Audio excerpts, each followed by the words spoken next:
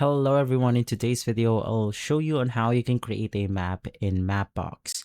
So it's extremely simple. The first thing that you want to do is to just head over to your Mapbox account, and from there you have the ability to select the base map styles. So we have something like the basic ones, the realistic ones, the Google Map ones, and more.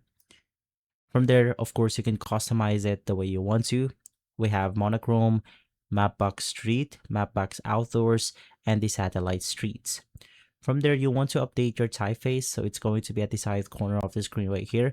You can edit out the characters, etc. of your specific map.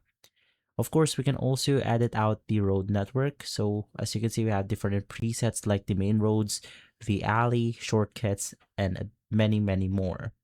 We can add texture, and lastly, we could pick the right colors. After adjusting your map the way you want to, you could just click on the save button, and there you have it. If this video has been helpful, leave a like, subscribe, and follow us for more videos like this. Thanks for watching.